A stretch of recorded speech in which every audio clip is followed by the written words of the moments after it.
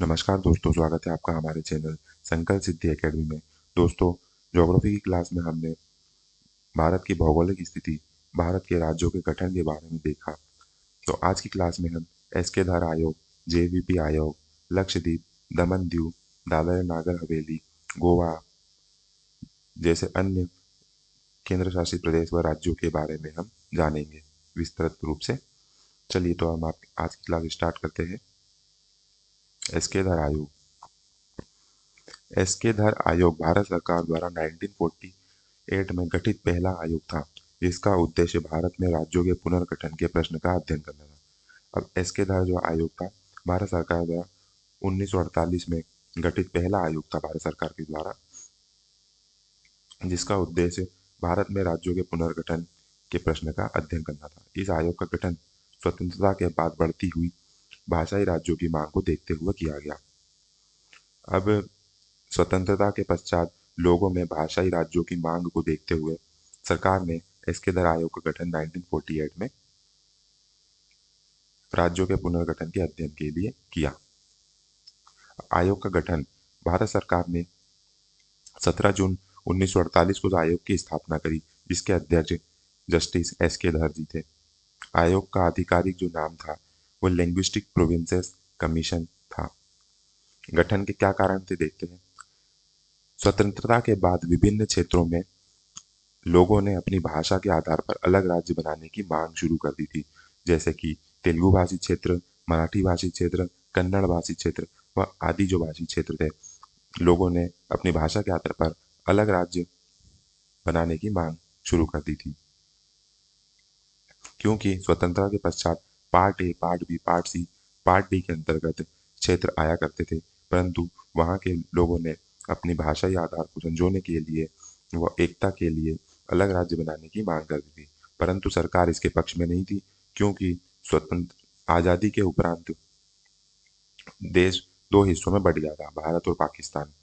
तो सरकार नहीं चाहती थी कि अलग अलग राज्य भाषा के आधार पर या अन्य क्षेत्रीय आधार पर बनाने से इसे खंड किया जाए, क्योंकि वल्लभ भाई पटेल जी द्वारा इसका एकीकरण किया गया था और सरकार या वल्लभ भाई पटेल और जवाहरलाल नेहरू जी नहीं चाहते थे कि भारत देश फिर छिन्न भिन्न हुए, इसकी एकता और अखंडता बनाए रखना चाहते थे। चलिए आगे बढ़ते हैं। इन मांगों की जांच के लिए केंद्र सरकार ने एसके धर आयोग बनाया। आयोग के मुख्य उद्देश्य क्या था। राज्यों के पुनर्गठन की आवश्यकता का अध्ययन। अब जो भाषा के आधार पर लोग जो है मांग कर रहे थे, उनके राज्यों के आधार के पुनर्गठन की आवश्यकता का अध्ययन करना, क्या वो सही में, क्या वो ठीक है, उनका जो आधार है वो सही है कि नहीं है, यह जांचना कि राज्यों का गठन जो भाषा के आधार पर हो या नहीं। प्रशासनिक सुविधा और राष्ट्रीय एकता पर प्रभाव का अध्ययन करना, कि भाषा के आधार पर अगर राज्य निर्मित कर दिए जाते हैं तो उससे क्या प्रशासनिक सुविधा रहेगी और भारत की एकता पे कोई इसका प्रभाव तो नहीं पड़ेगा, इसका अध्ययन करना। आयोग की प्रमुख सिफारिशें। आयोग द्वारा इसका अध्ययन करने के पश्चात अपनी रिपोर्ट या कुछ सिफारिशें प्रस्तुत की। भाषा को आधार न बनाने की सलाह। आयोग ने कहा कि केवल भाषा के आधार पर राज्यों का गठन करना उचित नहीं होगा, क्योंकि सरकार और आयोग चाहते थे कि भारत जो है दो हिस्सों में जैसे पूर्व में बटा है, उस प्रकार अलग अलग हिस्सों में पुनः न बढ़ जाए। इसकी एकता बनाए रखने के लिए व प्रशासनिक सुधार के लिए इस आयोग ने भाषा के आधार की सलाह भाषा के आधार पर राज्यों के गठन की न किए जाने की सलाह दी।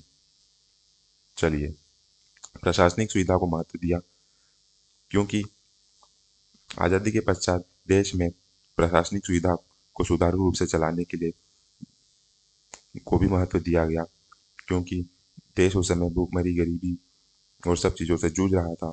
तो इन सब चीज़ों को देखते हुए प्रशासनिक सुविधा एक महत्वपूर्ण मुद्दा था। तो प्रशासनिक सुविधा को महत्व दिया गया। राज्यों का पुनर्गठन जो है निम्न आधारों पर होना चाहिए, बताया गया। प्रशासनिक सुविधा, आर्थिक क्षमता, राष्ट्रीय सुरक्षा और राष्ट्रीय एकता, ये सब जो आधार दिए गए, ये सब जो तत्कालीन स्थिति को देखते हुए धर आयोग ने अपनी रिपोर्ट पेश करी। भाषाई राज्यों से खतरे की आशंका। अब उनने भाषाई राज्यों से क्या खतरे की आशंका हो सकती है, माफ कीजिएगा, इसे भी बताया। आयोग का मत था कि भाषाई राज्यों से क्षेत्रीय क्षेत्रीयता बढ़ सकती है, राष्ट्रीय एकता कमजोर हो सकती है। रिपोर्ट में क्या दिया उनने, तो आयोग ने अपनी रिपोर्ट जो है दिसंबर 1948 में प्रस्तुत की। 1948 में ही इसके द्वारा बना और इसी वर्ष दिसंबर में इनने अपनी रिपोर्ट प्रस्तुत कर दी। आयोग और रिपोर्ट में जो है जो हमने देखे उन आधारों पर इनने अपनी रिपोर्ट प्रस्तुत करी। अब आयोग की आलोचना जो है लोगों ने लोगों ने आयोग की सिफारिशों का विरोध किया, क्योंकि जनता भाषाई राज्यों की मांग कर रही थी। आयोग ने भाषा आधारित राज्यों का समर्थन नहीं किया, विशेषकर दक्षिण भारत के लोगों ने इसका जमकर विरोध किया। चलिए देखते हैं आगे क्या हुआ फिर। एस्केदर आयोग की रिपोर्ट के बाद जो है जेवीपी समिति बनाई गई। जेवीपी समिति या जेवीपी कमेटी बनाई गई, जिसके सदस्य जवाहरलाल नेहरू, वल्लभ भाई पटेल, पट्टाभी सीतारमैया। जेवीपी में जे जवाहरलाल नेहरू, वी से वल्लभ भाई पटेल, पी से पट्टाभी रमैया। एस्केदर आयोग की रिपोर्ट के पश्चात जो है दक्षिण प्रदेशों की जनता व अन्य भाषाई आधार पर राज्य चाहने वाले लोगों की जनता जो लोग जो है इसका विरोध कर रहे थे, जिस कारण से सरकार द्वारा जेवीपी समिति का गठन किया गया। बाद में 1953 में राज्य पुनर्गठन आयोग बनाया गया था। जेवीपी समिति का भी जो है कहना था कि भाषाई आधार पर राज्यों का जो पुनर्गठन है वह मान्य नहीं होगा, क्योंकि राष्ट्र की एकता और प्रशासनिक सुविधा को देखते हुए जो समिति बननी चाहिए, जो समिति जो धार आयोग की जो जो सिफारिश की थी उसी के साथ इनने चलना मंजूर समझा। तो बाद में 1953 में राज्य पुनर्गठन आयोग बनाया गया, क्योंकि इसके पूर्व आंध्र प्रदेश के आंध्र प्रदेश के आंदोलनकारी श्री रामल्लू पोटल्लू द्वारा 156 दिन के अनशन पर बैठ जाने के उपरांत व 156 दिन के बाद इनकी मृत्यु हो जाने के उपरांत भाषाई आधार पर आंध्र प्रदेश को पहला राज्य बनाया गया था। फिर इसके पश्चात 1956 में राज्य पुनर्गठन अधिनियम द्वारा भाषाई आधार पर राज्यों के पुनर्गठन किया गया, फजल अली की अध्यक्षता में राज्य पुनर्गठन अधिनियम द्वारा।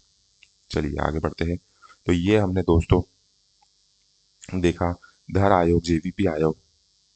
फिर इसके बाद के जो टॉपिक है, जैसे कि धर धर आयोग, जेवीपी आयोग के बाद के जो टॉपिक जैसे कि राज्य पुनर्गठन आयोग जो है हम पूर्व की क्लास में पढ़ चुके हैं, तो मैं आपको डिस्क्रिप्शन में दे दूंगा, तो आप देख लीजिएगा। चलिए अब आगे बढ़ते हैं। केंद्र शासित प्रदेश के इतिहास व केंद्र शासित प्रदेशों के बारे में जानते हैं। दादर एंड नागर हवेली का इतिहास। दादर एंड नागर हवेली जो है भारत का एक पूर्व केंद्र शासित प्रदेश था। भारत का जो पूर्व एक केंद्र शासित प्रदेश था, जो वर्तमान में दादर नागर हवेली एंड दमन दीव का हिस्सा है। पूर्व में ये इंडिविजुअल ये व्यक्तिगत रूप से ये केंद्र शासित प्रदेश था, परंतु वर्तमान में ये दमन एंड दीव और नागर हवेली के साथ मिलके ये केंद्र शासित प्रदेश कहलाता है। माफ कीजिएगा। यह क्षेत्र अपनी जनजाति संस्कृति, प्राकृतिक सौंदर्य और औपनिवेशिक इतिहास के लिए प्रसिद्ध है। पूर्व में इसकी राजधानी सिलवासा थी। वर्तमान में दमन एंड दीव के साथ हिस्सा होने से इस पूरे क्षेत्र की राजधानी दादर नागर एंड दमन एंड दीव की राजधानी जो है दमन है। भौगोलिक स्थिति। चलिए हम इसकी भौगोलिक स्थिति के बारे में देख लेते हैं कि दादर एंड नागर हवेली की क्या भौगोलिक स्थिति है। यह पश्चिम भारत में स्थित है। दादर एंड नागर हवेली पश्चिम भारत में स्थित है। इसके चारों ओर गुजरात और महाराष्ट्र स्थित है। दादर एंड नागर हवेली जो है ये चारों ओर से गुजरात व महाराष्ट्र राज्यों से घिरा हुआ है। इसका जो क्षेत्रफल लगभग 491 वर्ग किलोमीटर है। यहाँ की प्रमुख नदी है दमनगंगा नदी। चलिए प्रमुख स्थान देखते हैं यहाँ पे।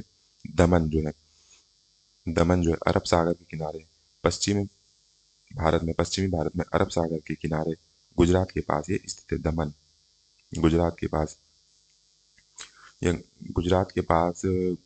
गुजरात के दक्षिण में गुजरात राज्य के दक्षिण में दमन एक छोटा सा आइलैंड है जो जो अरब सागर के किनारे स्थित है।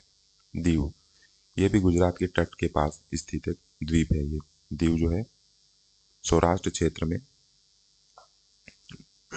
गुजरात के तट के पास स्थित है ये दीव। दीव दादर एंड नागर हवेली जो है ये स्थलबद्ध केंद्र शासित प्रदेश है जो गुजरात और महाराष्ट्र के बीच की स्थित सीमा के अंतर्गत आता है। इसकी नई राजधानी, जैसा कि हमने पहले बताया, दमन इसकी नई राजधानी है। संयुक्त रूप से Dadar and Nagar Haveli and Daman and Diu की संयुक्त राजधानी दमन है।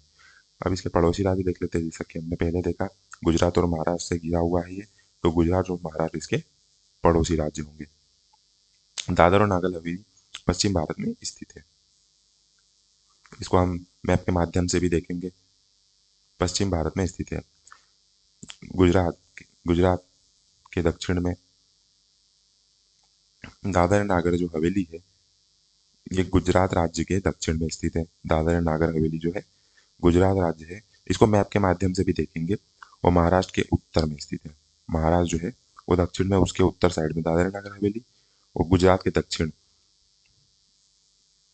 में दादर एंड नागर हवेली स्थित है। इसका मुख्य जो शहर है सिलवासा है। दादर एंड नागर हवेली जो है पहले सिलवासा इसकी राजधानी हुआ करती थी, परंतु अब संयुक्त रूप से यूनियन टेरिटरी हो जाने के कारण अब यहाँ का ये मुख्य शहर है। चलिए सब मैप के माध्यम से देखते हैं। ये देखिए, ये दादर एंड नागर हवेली, ये है दादर नागर हवेली।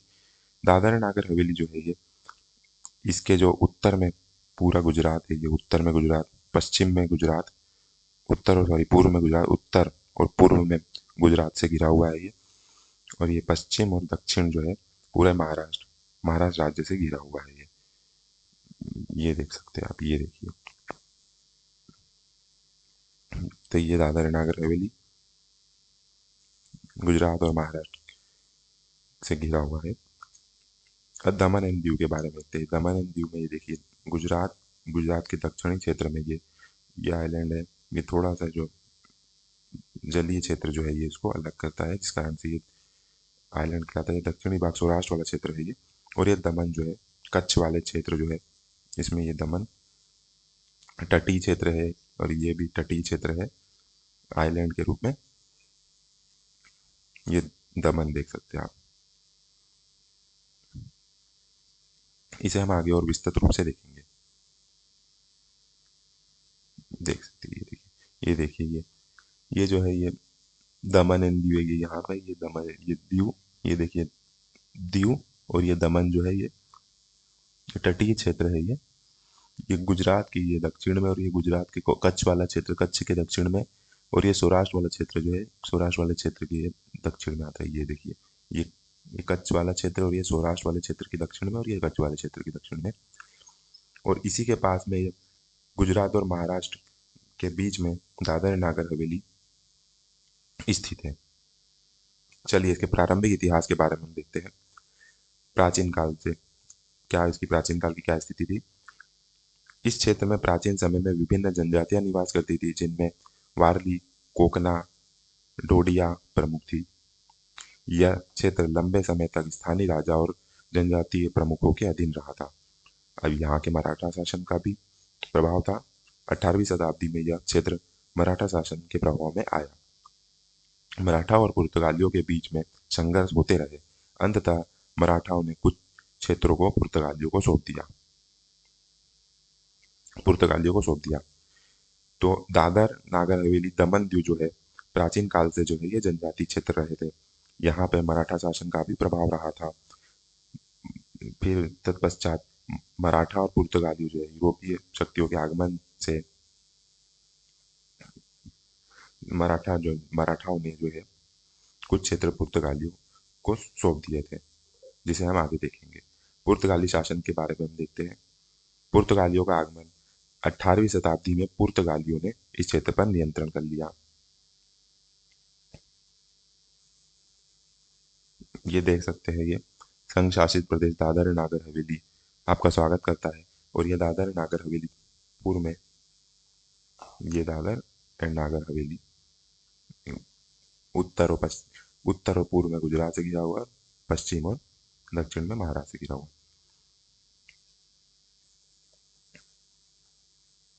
अब जो पुर्तगाली जो शासन थी उसकी क्या क्या विशेषता है, तो पुर्तगाली शासन लागू किया गया।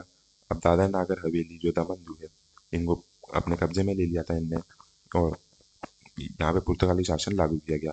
ईसाई मशीनरियों का प्रभाव यहाँ इस क्षेत्र में बढ़ा। व्यापार व्यापार और कर व्यवस्था विकसित की गई थी।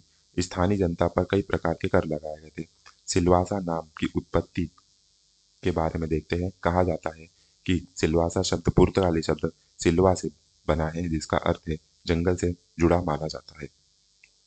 स्वतंत्रता आंदोलन, भारत की स्वतंत्रता के बाद भी यह क्षेत्र पुर्तगाल के अधीन रहा। भारत की जो स्वतंत्रता के उपरांत भी यह जो क्षेत्र था पुर्तगाल के अधीन रहा। स्थानीय लोगों और स्वतंत्रता सेनानियों ने पुर्तगाल शासन के विरुद्ध आंदोलन शुरू कर दिया। दादर नागर हवेली जो है, इसमें पुर्तगाल जो है स्वतंत्रता के पश्चात भी पुर्तगाल के अधीन रहा ये क्षेत्र, और स्थानीय लोगों ने स्वतंत्रता सेनानियों ने पुर्तगाली शासन के विरुद्ध आंदोलन शुरू कर दिया, क्योंकि वो अभी भारत में विलय होना चाहते थे। प्रमुख संगठन देखते हैं। आजाद गोमंतक दल, राष्ट्रीय स्वयंसेवक संघ के स्वयंसेवक, स्थानीय क्रांतिकारी समूह द्वारा यह आंदोलन पुर्तगाली शासन के विरुद्ध किया गया। देखते चलिए मुक्ति लिबरेशन के बारे में देखते हैं। 1954 की ऐतिहासिक घटना, 22 जुलाई 1954 को दादरा को मुक्त कराया गया। बाद में नगर हवेली भी पुर्तगाली शासन से मुक्त हो गया। 2 अगस्त 1954 तक, अब जुलाई के बाद अगस्त आया, 2 अगस्त 1954 तक पूरा क्षेत्र स्वतंत्र हो गया। 1954 की जो है ऐतिहासिक घटना के कारण ये क्षेत्र पूरा स्वतंत्र हो गया, और इसके बाद यहाँ स्वतंत्र प्रशासन स्थापित हुआ। इसके बाद ये भारत क्षेत्र में विलय नहीं हुआ, इसके बाद ये जो है स्वतंत्र प्रशासन जो है स्थापित हो गया है। अब भारत में विलय की इसकी घटना को देखते हैं। आधिकारिक जो विलय है वर्ष 1961, लगभग जो है लगभग 6 से 7 साल बाद यह औपचारिक रूप से भारत का हिस्सा बना। 1961 के बाद इसे केंद्र शासित प्रदेश का दर्जा दिया गया। नया प्रशासनिक परिवर्तन, अब वर्तमान समय में जो इसका एक नया प्रशासनिक परिवर्तन हुआ है, चलिए उसे हम देखते हैं। 26 जनवरी 2020 को दादर नागर हवेली तथा दमन एंड दीव को मिलाकर नया केंद्र शासित प्रदेश बनाया गया, जिसे नया नाम दिया गया Dadar Nagar Haveli and Daman and Diu. चलिए इसे मैं आपके माध्यम से एक बार और देख लेते हैं। ये देखिए दीव, ये दमन, ये अंदर दादर नागर हवेली, ये जो है ये दीव दमन दादर नागर हवेली है, ये पुर्तगाल शासन के अधीन थे क्षेत्र ये। चलिए दादर नागर हवेली से संबंधित जो है एक 10वां संविधान संशोधन 1961 हुआ, इसे भी हम देख लेते हैं। क्योंकि दोस्तों ज्योग्राफी है, कॉन्स्टिट्यूशन है, और संविधान है, ये सब चीज़ें आपस में एक दूसरे से लिंक है। इसे अगर हम लिंक करके पढ़ेंगे तो हमें आसानी से याद रहेगा, हम चीज़ों को भूलेंगे नहीं। इसलिए मैं आपको इसी में ही दादर नागर हवेली के संबंधित जो 10वां संविधान संशोधन है वो भी बता देता हूँ। तो क्योंकि 1961 में ये आधिकारिक रूप से भारत संघ में ये सम्मिलित हुआ था, तो इसलिए 10वां संविधान संशोधन अधिनियम 1961 दादर नागर हवेली के लिए लाया गया था। भारत का 10वां संविधान संशोधन अधिनियम 1961 दादर नागर हवेली को औपचारिक रूप से भारत का हिस्सा बनाने के लिए पारित किया गया था। तो देखा हमने ये किस प्रकार ये दादर नागर हवेली जो है आंदोलनकारियों के मुहिम से ये स्वतंत्र हुआ, मुक्ति आंदोलन से स्वतंत्र हुआ, मुक्ति आंदोलन द्वारा, और 1961 में ये भारत का हिस्सा आधिकारिक रूप से बन गया। दोस्तों चलिए अब हम आगे बढ़ते हैं। गोवा दमन एंड दीव के इतिहास के बारे में देखते हैं, क्योंकि एक क्षेत्र गोवा और था जो पुर्तगालियों के अंडर में था।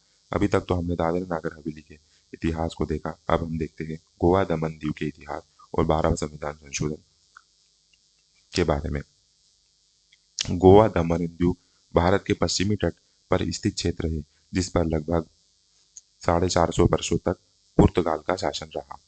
भारत की स्वतंत्रता के बाद भी पुर्तगाल ने इन क्षेत्रों को छोड़ने से इनकार कर दिया। अंततः 1961 में, अब 1961 में दादर नागर हवेली को मिला लिया गया था। अब ये 1961 में भारतीय सेना ने ऑपरेशन विजय, गोवा और दमन एंड दीव में ऑपरेशन विजय चलाकर इन क्षेत्रों को भारत में मिला लिया गया। इन दादर नागर हवेली को वहां की जनता द्वारा आंदोलन करके मुक्ति पा ली थी वहां से, उस क्षेत्र जो है वो स्वतंत्र करवा लिया था। चलिए इसके भौगोलिक स्थिति को देखते हैं मैप के माध्यम से। गोवा दमन एंड दीव, गोवा जो है इसकी गोवा जो है इसकी राजधानी पणजी है। वर्तमान जो है ये राज्य स्थिति में है, वर्तमान जो है ये भारत का एक राज्य है। दमन एंड दीव जो है दादर नागर हवेली और दमन एंड दीव को मिला के एक केंद्र शासित प्रदेश बनाया गया है 26 जनवरी 2020 में। इसकी जो राजधानी है दमन है, केंद्र शासित प्रदेश का हिस्सा है ये। चलिए ये दीव एक बार फिर देख लीजिए आप, ये दीव है गुजरात के कच्छ वाले क्षेत्र में, और इसी से लगा हुआ है ये दमन जो सौराष्ट्र वाले क्षेत्र का है ये।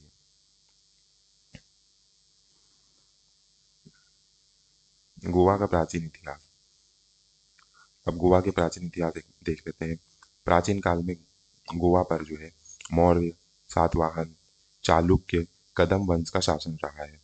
गोवा जो है व्यापार और समुद्री गतिविधियों का प्रमुख केंद्र था।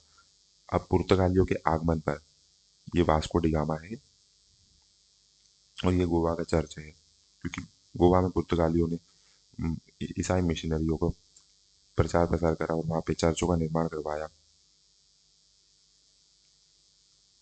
क्योंकि ये इनकी ब्लू वाटर पॉलिसी के अंतर्गत या इनकी पुर्तगाल रणनीति के अंतर्गत आता था, क्योंकि वह वहाँ के राजाओं के मन में अपने लिए जगह बनाना चाहते थे और वहाँ की जनता जो है जनता के मन में भी अपनी जगह बनाना चाहते थे और अपनी सत्ता स्थापित करना चाहते थे। वास्को डिगामा का आगमन, ये वास्को डिगामा देख लीजिए। 1498 में वास्को डिगामा भारत पहुंचा। इसके बाद पुर्तगालियों ने भारत में व्यापारिक और राजनीतिक नियंत्रण बनाना शुरू कर दिया।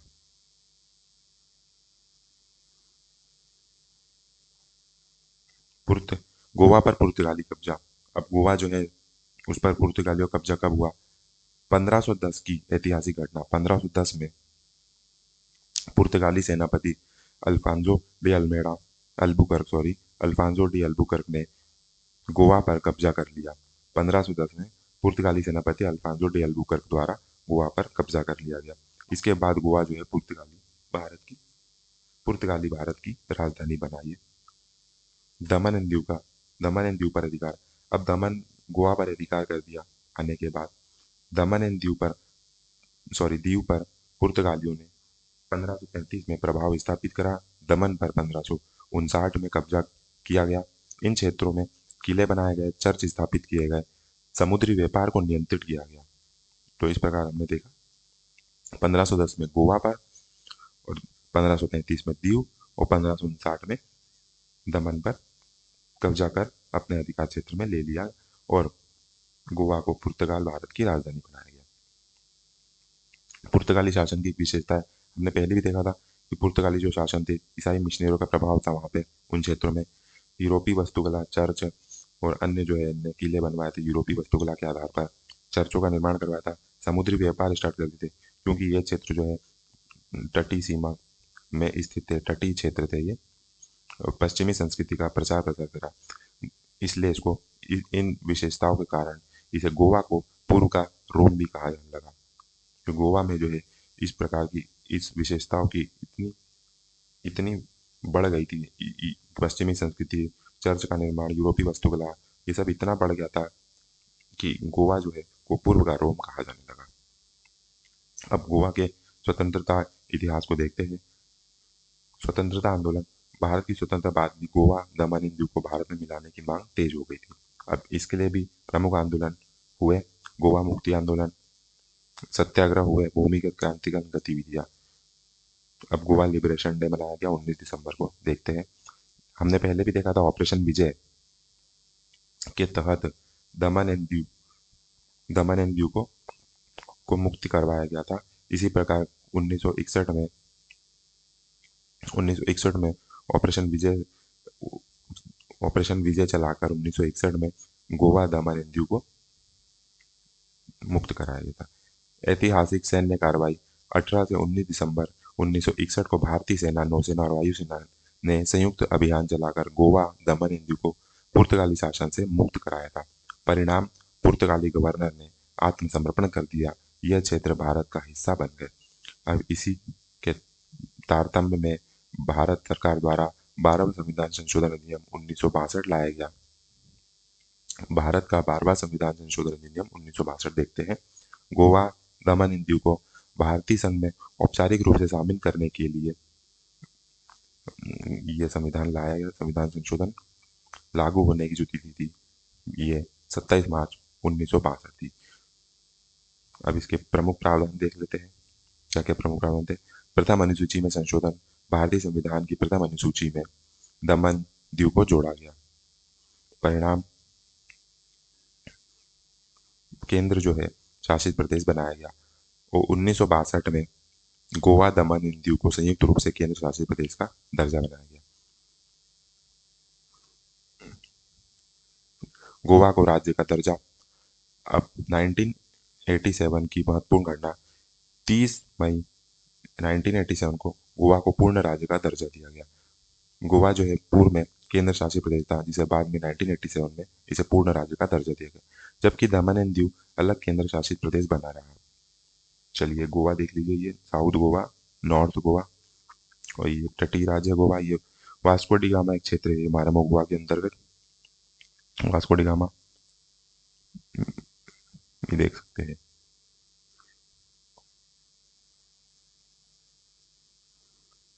गोवा की जो गोवा मुक्ति दिवस है ये 1961 में दिसंबर 1961 19 दिसंबर को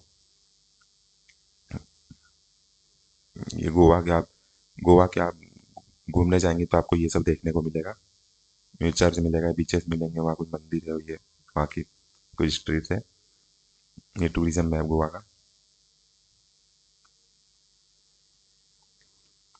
तो इस प्रकार हमने गोवा के इतिहास, गोवा कैसे स्वतंत्र हुआ पुर्तगाली शासन के प्रभाव से, और इसका संवैधानिक परिचय देखा हमने। गोवा, दमन एंड दीव और नागर हवेली, दादरा नागर हवेली के हम देख चुके हैं। चलिए अब हम आगे बढ़ते हैं। पुदुचेरी, जिसका पूरा नाम पौंडीचेरी, का इतिहास के बारे में और 14वां संविधान संशोधन। पुदुचेरी पूर्व नाम पौंडीचेरी भारत का एक केंद्र शासित प्रदेश है जो अपनी फ्रांसीसी संस्कृति, समुद्री तटों और ऐतिहासिक विरासतों के लिए प्रसिद्ध है। यह भारत का वह क्षेत्र है जहाँ लंबे समय तक फ्रांस का शासन रहा। पुडुचेरी के भौगोलिक स्थिति के बारे में देखते हैं। पुडुचेरी 4 अलग अलग क्षेत्रों से मिलकर बना है। पुडुचेरी जो क्षेत्र है वो तमिलनाडु राज्य के अंतर्गत आता है। कराईकल जो है क्षेत्र है वो भी तमिलनाडु के अंतर्गत आता है, राज्य के अंतर्गत। माहे केरल के अंतर्गत आता है। यानम जो है आंध्र प्रदेश के अंदर। चलिए इसे मैप में देखते हैं। ये तमिलनाडु क्षेत्र है। इसके अंतर्गत ये जो क्षेत्र है, ये छोटी छोटी जो है फ्रांसीसी कॉलोनियाँ थी। ये भी आज़ादी के पश्चात जो है इन्होंने इस क्षेत्र को आज़ाद नहीं किया। फिर आंदोलन के उपरांत जो है ये क्षेत्र आज़ाद करवाया गया। ठीक है, ये देखे आपने, ये पुदुचेरी जो है तमिलनाडु के अंतर्गत।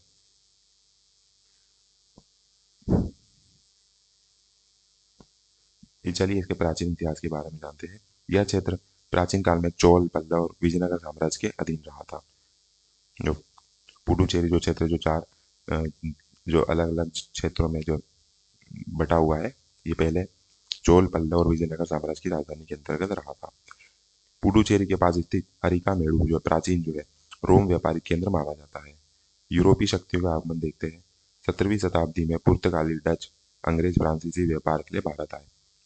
फ्रांसीसी शासन, फ्रांसीसी ईस्ट इंडिया कंपनी 1674 में फ्रांस ईस्ट इंडिया कंपनी ने पुडुचेरी में अपना नियंत्रण स्थापित करा। डुप्ले का शासन, जोसेफ फ्रेंकोसिस डुप्ले ने पुडुचेरी को फ्रांसीसी शक्ति का प्रमुख केंद्र बनाया। जिस प्रकार गोवा को पुर्तगालियों ने अपना केंद्र बनाया था, उसी प्रकार फ्रांसीसियों ने पुडुचेरी को अपना प्रमुख केंद्र बनाया। फ्रांसिस को ये फ्रांकोइस डुप्लेक्स जी है, ये देख लीजिए। अच्छा देख लीजिए ये अब, ये यानम जो क्षेत्र है ये फ्रांसीसियों के प्रभाव क्षेत्र में था। ये यानम क्षेत्र जो है ये आंध्र प्रदेश के अंतर्गत आता है। ये माहे वाला क्षेत्र जो है, माहे वाला क्षेत्र केरला के अंतर्गत आता है। ये कराईकाल और जो पुडुचेरी है ये तमिलनाडु क्षेत्र के अंतर्गत आता है। ये देख सकते हैं ये पौंडीचेरी, पूर्ण नाम पुदुचेरी, कराईकाल, माहे। ये देखिए ये यानाम आंध्र प्रदेश के अंतर्गत ये यानाम आता है यहाँ पे।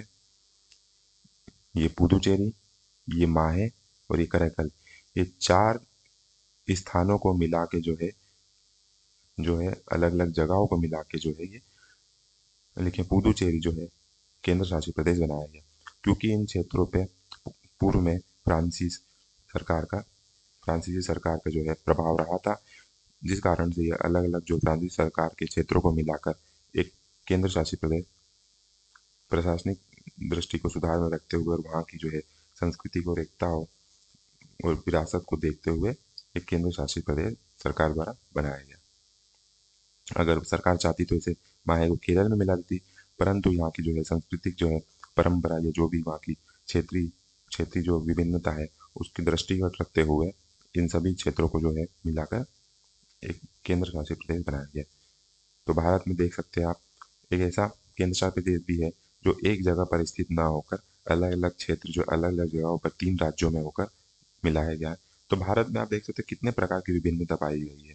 भारत में आपको एक चीज़ बताता हूँ कि आपको विदेश घूमने की कोई आवश्यकता नहीं है। अगर आपको विदेश घूमना है तो भारत में अपने सब कुछ मिलेगा। आप देख लीजिए, भारत में हमारे रेगिस्तान है, भारत में हमारे पहाड़ भी मिलेंगे, भारत में हमारे आपके बर्फ मिलेगी। आप जम्मू कश्मीर ऊपर से आएंगे, हिमाचल प्रदेश आ जाएंगे तो बर्फ मिलेगी, पहाड़ मिलेंगे। आप बीचेस देख लीजिए, हमारे यहाँ बीचेस भी होंगे। इसी प्रकार हमारे यहाँ आप देख लीजिए, तो ये फ्रांसीसी क्षेत्र जब घूम लीजिए आप, फ्रांसीसी क्षेत्र हो गए ये, फिर उसके पुर्तगाली क्षेत्र हो गए, यहाँ आप जाके घूमिएगा तो बिल्कुल आपको ऐसा लगेगा जैसे पूरे फ्रांस में आ गए हैं, क्योंकि फ्रांसीसियों और पुर्तगालियों द्वारा ये विकसित किया गया था। तो आप यहाँ घूमिएगा तो आपको ऐसा लगे विदेश में आ गए। तो यहाँ की हमारे यहाँ जाने से यहाँ की आपको संस्कृति के बारे में ज्ञान जानने को मिलेगा और आपको विदेश घूमने आ गए ऐसा भी लगेगा। चलिए अब इसी तारतम्य में हमें आगे बढ़ते हैं। अंग्रेजों और फ्रांसीसियों के बीच में संघर्ष। 8वीं शताब्दी में अंग्रेजों और फ्रांसीसियों के बीच में जो है संघर्ष होते रहते थे।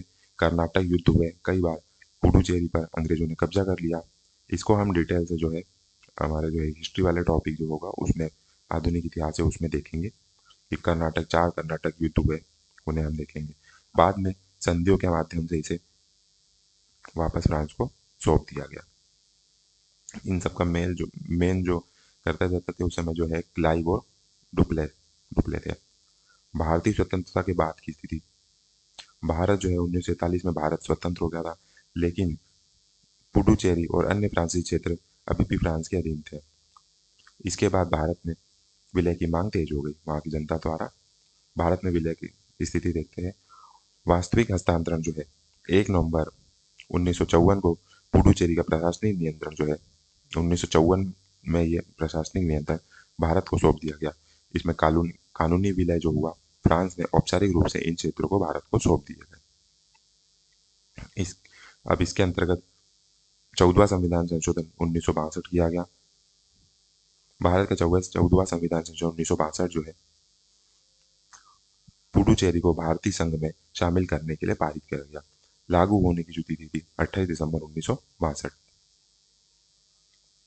अब प्रमुख प्रावधान देख लेते हैं। इसमें भी संविधान की प्रथम जो अनुसूची है, प्रथम जो शेड्यूल में संशोधन हुआ गया, संविधान की प्रथम अनुसूची में पुडुचेरी को जोड़ा गया, केंद्र शासित प्रदेश का दर्जा दिया गया, पुडुचेरी को केंद्र शासित प्रदेश बनाया गया। और यहाँ पर एक विशेषता है कि केंद्र शासित प्रदेश में विधानसभा की व्यवस्था की गई। इस संशो इस संशोधन के माध्यम से कुछ केंद्र शासित प्रदेशों में विधानसभा और मंत्रिपरिषद बनाने का प्रावधान किया गया। तो जिस प्रकार आप देख सकते हैं, ये ये यानम वाला क्षेत्र जो है आंध्र प्रदेश के अंतर्गत, ये माहे वाला क्षेत्र केरला के अंतर्गत, तो ये पुडुचेरी और कराईकाल जो है तमिलनाडु क्षेत्र के अंतर्गत। अब नाम परिवर्तन देख लेते हैं। 2006 की महत्वपूर्ण घटना, पौंडीचेरी का आधिकारिक नाम बदलकर उसको पुडुचेरी किया गया। पुडुचेरी जो है इसका अर्थ है नया गांव। आइए अब इसकी संस्कृति के बारे में देख लेते हैं। पुडुचेरी में तमिल और फ्रांसीसी संस्कृति का मिश्रण दिखाई देता है। फ्रेंच वास्तुकला प्रसिद्ध है यहाँ की। ओरेविले और श्री अरविंद आश्रम जो है विश्व प्रसिद्ध है यहाँ के। पुडुचेरी जो क्षेत्र है जो तमिलनाडु के अंतर्गत आता है। चलिए, तो इस प्रकार हमने जो पुडुचेरी क्षेत्र को विस्तृत रूप से देखा, वहाँ की संस्कृति और संवैधानिक जो क्या विकास हुआ, उसमें क्या नाम परिवर्तन हुआ, यह हमने देखा।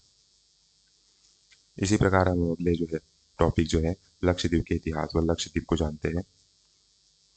लक्षद्वीप भारत का सबसे छोटा केंद्र शासित प्रदेश है। यह अरब सागर में स्थित सुंदर द्वीपों का समूह है जो अपनी प्रवाल भित्तियों, कोरल रीफ्स के लिए, समुद्री जैव विविधता, सीज सीज बायोडाइवर्सिटी और प्राकृतिक सौंदर्य, नेचुरल ब्यूटी के लिए प्रसिद्ध है। अब लक्षद्वीप की जो है राजधानी जो है कवरत्ती है। और लक्षद्वीपों में जो लक्षद्वीप जो है एक द्वीप समूह है। यहाँ पे कुल द्वीपों की जो संख्या है 36 कुल द्वीप जो है मिलकर लक्षद्वीप समूह बनता है। अर्थ जो है लक्षद्वीप का अर्थ है 1 लाख द्वीप। लक्ष्य मतलब लाख और द्वीप मतलब द्वीप, आइलैंड। तो 1 लाख द्वीप इसका अर्थ है। चलिए आइए इसकी भौगोलिक स्थिति को देखते हैं। यह केरल जो है पश्चिम में जो केरल राज्य है, इसके पश्चिम में अरब सागर में ये स्थित है। इसके 36 द्वीपों में कुछ प्रमुख द्वीप है। कवरत्ती, यहाँ पे इसकी राजधानी है। अगाती द्वीप, मिनिकॉय द्वीप और एंड्रोट द्वीप।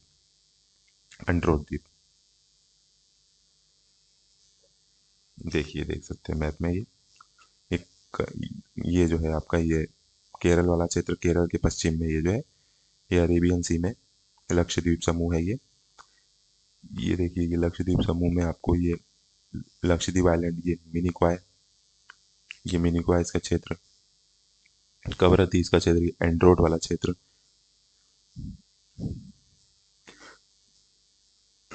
कोरल द्वीपों से निर्मित है।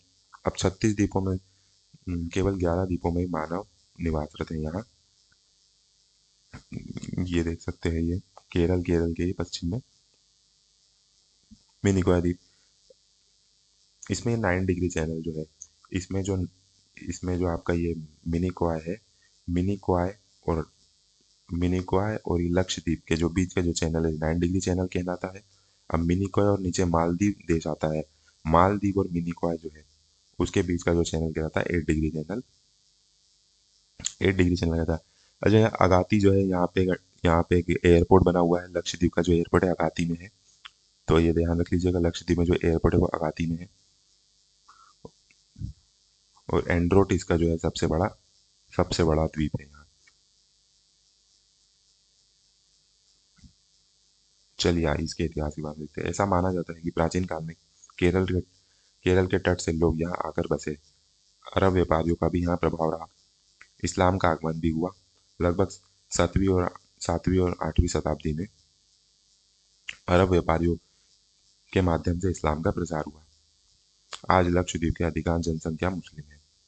मध्यकालीन शासन के बारे में देख लेते हैं। इस क्षेत्र में समय समय पर कोलाथिरी राजाओं, अरक्कल साम्राज्य के अधीन रहा था ये क्षेत्र।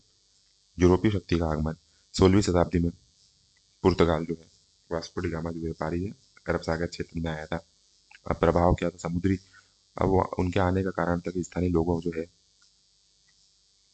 जो है वो विरोध कर रहे थे उसको, उसमें वो सहमति पाना, वहाँ के स्थानीय राजा जो थे, लोग थे, उनको अब सहमति दिलाना, समुद्री व्यापार पर नियंत्रण का प्रयास करना, ये इनका पुर्तगालियों का प्रभाव था। अब ब्रिटिश शासन देख लेते हैं। बाद में यूनाइटेड किंगडम ने इस क्षेत्र को अपने नियंत्रण में ले लिया। अब बाद में जो है पुर्तगालियों से यूनाइटेड किंगडम ने अपने क्षेत्र में नियंत्रण में ले लिया। अब प्रशासन देखते हैं। इसे मद्रास प्रेसिडेंसी में जोड़ा गया। अंग्रेजी सरकार द्वारा जो है इसे मद्रास प्रेसिडेंसी में जोड़ा गया था। प्रशासनिक नियंत्रण जो है वो केरल तट से संचालित होता था। स्वतंत्रता के बाद 1947 में भारत की स्वतंत्रता के बाद लक्षद्वीप जो है भारत का हिस्सा बना रहा, क्योंकि ये यूनाइटेड किंगडम जो के अंतर्गत था, इसलिए ये स्वतंत्रता के पश्चात जो है भारत का हिस्सा बन गया। केंद्र शासित प्रदेश का जो है इसका गठन के बारे में देखते हैं। तो 1956 की महत्वपूर्ण घटना, लक्षद्वीप जो है को केंद्र शासित प्रदेश बनाया गया। पुराना नाम जो था इसका लकाद्वीप मिनिकॉय अमीनी द्वीप था इसका। अब इसका नाम परिवर्तन करा गया 1973 में। इसका नाम आधिकारिक नाम लक्षद्वीप कर दिया गया। अब यहाँ की इसकी संस्कृति के बारे में देखते हैं। तो मलयाली संस्कृति का यहाँ प्रभाव दिखता है, इस्लामी परंपराएं दिखती है, नारियल आधारित यहाँ पे अर्थव्यवस्था है, लोक नृत्य और नाच प्रतियोगिताएं भी यहाँ पे काफी प्रचलित है। ये संस्कृति देखिए। अब यहाँ की जो अर्थव्यवस्था है ये मत्स्य पालन, नारियल उत्पादन, पर्यटन और समुद्री व्यापार पर आधारित है। प्राकृतिक विशेषताएं, ये जो द्वीप है पूर्णतः प्रवाल भित्तियों से निर्मित है। तो यहाँ जो आप जाएंगे तो बायोडायवर्सिटी और आकर्षण जो है, टूरिस्ट आकर्षण का केंद्र है ये। लेगून द्वीप है। लेगून द्वीप है। लेगून मतलब कि कुछ लेगून मतलब कि जो समुद्र जो है, समुद्र का पानी जो आके अगर उस क्षेत्र में रह जाता है और उसके बाद वो समुद्र से कट के अलग जो है लेक बन जाते हैं, तो उसे लेगून लेक बोलते हैं या लेगून बोलते हैं। समुद्री जैव विविधता समुद्री जैव विविधता यहाँ विशेष केंद्र है। यह भारत का एकमात्र प्रमुख जो है प्रवाल भित्ति समूह है। तो दोस्तों, आज के लिए इतना ही। तो हमने आज विस्तृत रूप में लक्षद्वीप, अंडमान निकोबार हमारा क्षेत्र बाकी, वो हम अगले अध्याय में कवर करेंगे। तो लक्षद्वीप, दमन दीव, दादरा नागर हवेली के बारे में हमने विस्तृत रूप से देखा। तो दोस्तों, अगर आपको अगर आपको ये वीडियो अच्छा लगा तो मेरे चैनल को सब्सक्राइब करें, लाइक करें, शेयर करें और बेल आइकन दबाएं। और इसी प्रकार के वीडियो मैं आपके लिए और उपलब्ध कराऊंगा। दोस्तों, आज के लिए इतना ही। जय हिंद, जय भारत। पढ़ते रहिए, आगे बढ़ते रहिए।